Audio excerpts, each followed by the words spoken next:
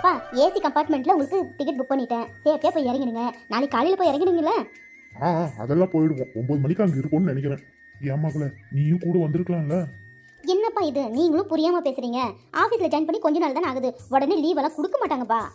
என்னவோமா, வேலைக்கு சேர்ந்தாலும் சேர்ந்தா லீவு கொடுக்க மாட்டேங்கிறாங்க, அது இதுன்னு எதுனா ஒன்று சொல்லிக்கிட்டே இருக்கிற. எந்த விஷயத்துக்கும் வர மாட்டேங்கிற. அப்பா போதும், இன்னும் அம்மா வந்து அதுக்கு வேற கிளாஸ் எடுப்பாங்க. எனக்கு ஆபீஸ்க்கு டைம் ஆச்சு, நான் என்ன கிளம்புறேன். சரிம்மா. அப்பா கிளம்புறதுக்கு ஒரு 1/2 மணி நேரத்துக்கு முன்னாடியே எனக்கு கால் பண்ணிடுங்க. உங்களுக்கு ரேபிடோவில் நான் புக் பண்ணிடுறேன் காரு. அவங்க வந்து உங்களுக்கு கூட்டிட்டு போய் பத்திரமா விட்டுருவாங்க. ஓடிபி உங்களுக்கு ஷேர் பண்றேன், சரியா? ஏன் கீர்த்தி, அப்போ ட்ரெயின் ஏத்துறதுக்கு கூட நீ வரமாட்டியா? இல்லப்பா, இன்னைக்கு அர்ஜென்ட் மீட்டிங் இருக்குது, அதை அட்டன் பண்ணி ஆகணும். நேத்தே பாஸ் சொல்லிட்டாரு, இந்த மீட்டிங்ல யார் யார் இல்லையோ அவங்களெல்லாம் வேலை விட்டு தூக்குறது நிச்சயம் நீட்டு. நான் என்ன சொல்லிட்டோம், ஆபீஸ் போர்ட்லயே நோட்டீஸ் ஓட்டிட்டாங்கப்பா. நான் என்ன செய்யட்டும் சொல்லுங்க? என்ன பெரிய வேலையோ பொல்லாத வேலை, போவாதுமான்னு கேட்கறது இல்ல. என்ன செய்யுது? சரி, நீ கார் புக் பண்ணு, நீ ஓட்டிப்ப அனுப்பு, நாங்க அதுலயே போய்க்கிறோம்.